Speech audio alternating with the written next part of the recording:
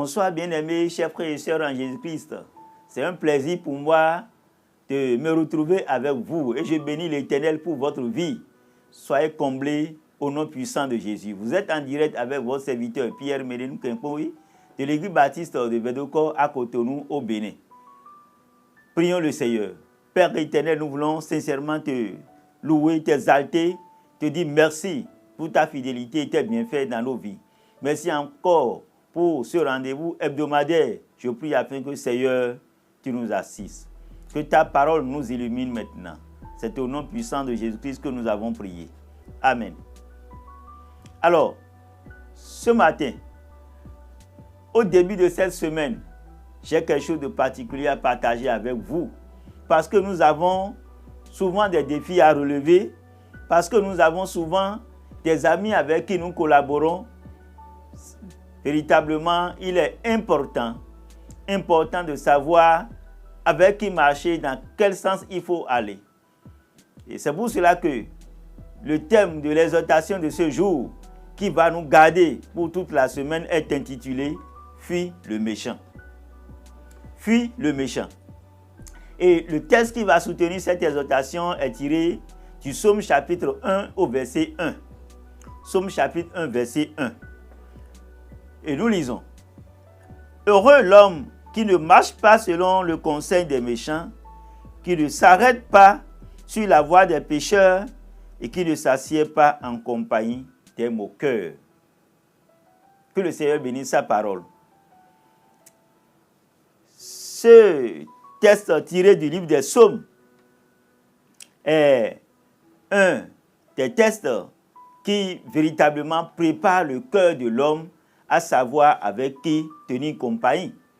Le livre des Psaumes est écrit pour éclairer les gens sur un certain nombre de vérités ou de prières.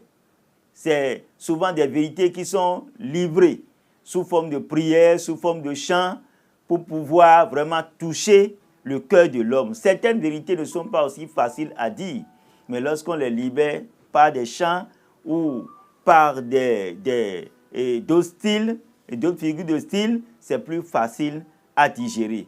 Alors, ce psaume de sagesse ou d'instruction est donné dans le livre pour pouvoir éclairer l'homme à savoir avec qui marcher et dans quel sens il faut évoluer.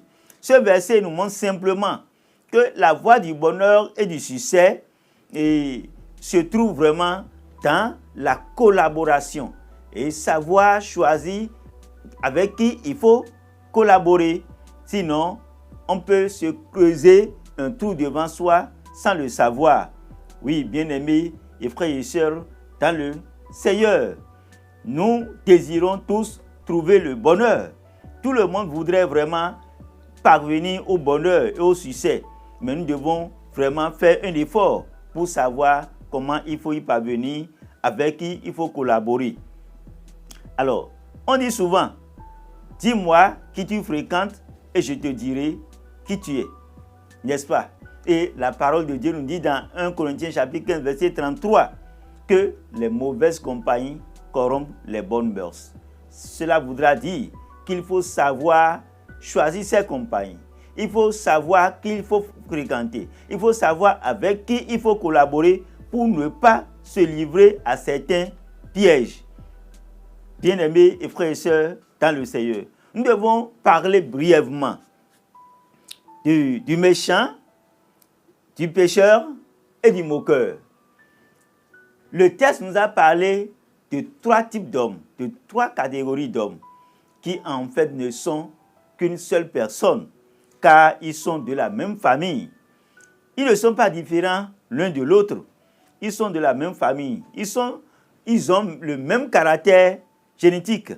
Le méchant, qui est-il? Le méchant, c'est celui-là qui est heureux de voir l'autre souffrir. Il aime faire souffrir. Il aime faire du mal. Il se réjouit du malheur des autres. Là, c'est un méchant, un assassin. C'est un tueur, un coupeur de route. Et nous en avons vu dans la parole de Dieu, tels que Caïn, Judas, c'est des méchants. des gens qui n'ont pas froid aux yeux à faire du mal à leur prochain. Mais qui est le pécheur? Comment est-ce qu'on peut le reconnaître? Le pécheur, c'est celui-là qui est à l'aise dans le péché. C'est ça, quand il est en train de commettre le péché, qu'il est heureux, il est content. Il est fier d'arracher, de détourner la femme de son prochain, de commettre le vol, le viol. Lorsqu'il commet ces choses-là, il est heureux, il est fier, il se sent plus intelligent, hein, et il est heureux de commettre la ruse. Il est heureux dans sa ruse. Bien-aimés et frères et sœurs dans le Seigneur, comment est-ce qu'on peut reconnaître un moqueur? Un moqueur, c'est celui-là qui se félicite, hein, du malheur des autres. Et il est jaloux du malheur des autres. Et il ne félicite jamais quelqu'un qui fait bien quelque chose. Lorsque l'autre prospère, non, il cherche à le détruire, à le dénigrer, à le critiquer, à le discréditer pour que personne ne l'applaudisse. C'est le moqueur, ça. Bien-aimé, il peut le faire en buvant, en fumant, en chantant. C'est un moqueur. Et vous voyez que ces trois catégories d'hommes qu'on vient de nous citer dans ce verset 1 du psaume 1 là, ne sont pas différents les uns des autres. Ils se ressemblent. Ils sont ensemble. Et on dit qu'ils s'assemblent, se ressemblent. Ils se ressemblent, ils sont ensemble pour faire du mal, pour conduire au mal. Et il vaut mieux éviter ces types d'hommes pour pouvoir évoluer. Les éviter, les fuir, c'est se créer, se faire le chemin du bonheur. Mais faire d'amitié avec eux, c'est creuser sa propre tombe. C'est creuser son échec, mon frère, ma soeur dans le Seigneur. Je t'en parle parce que nous sommes en début d'une semaine et je sais que tu as besoin de tenir compagnie avec des hommes et avec des femmes pour pouvoir réussir ton projet, tes affaires.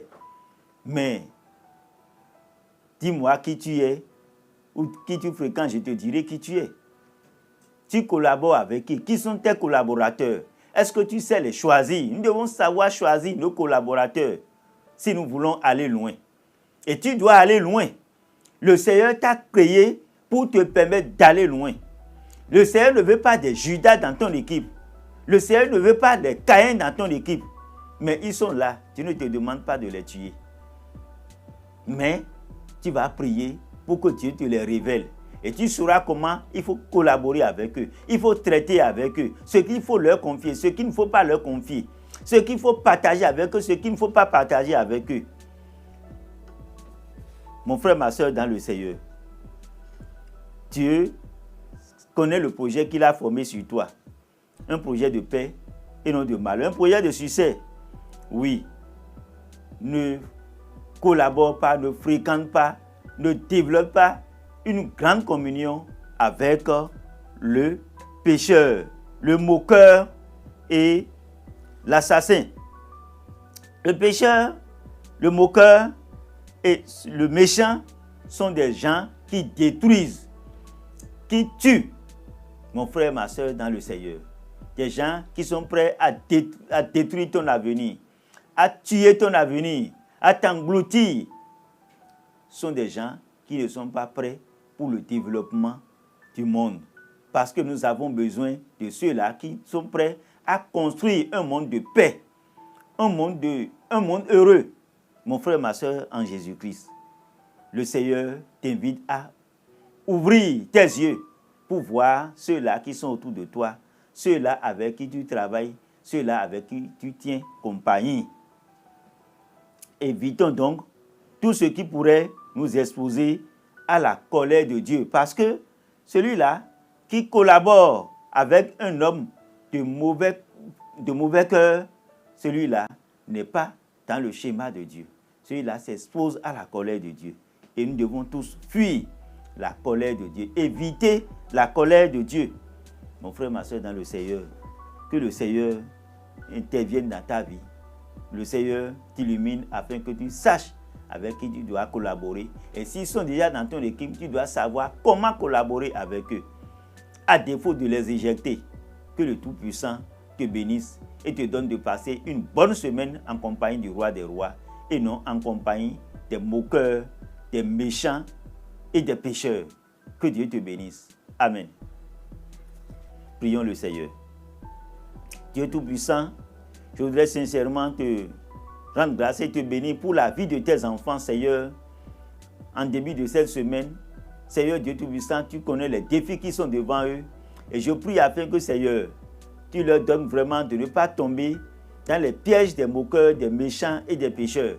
Oui, ils sont déjà là pour les exposer à beaucoup de choses. Ils sont déjà là pour nous exposer à la chute. Ils sont déjà là pour nous exposer au dénigrement, aux critiques, aux rumeurs et à la mort. Mais Seigneur, toi tu connais les projets que tu as formés sur chacun de tes enfants. Oui, des projets de gloire, de succès, d'élévation. Oh Dieu, je prie afin que Seigneur, tu conduis chacun de tes enfants dans leur destinée.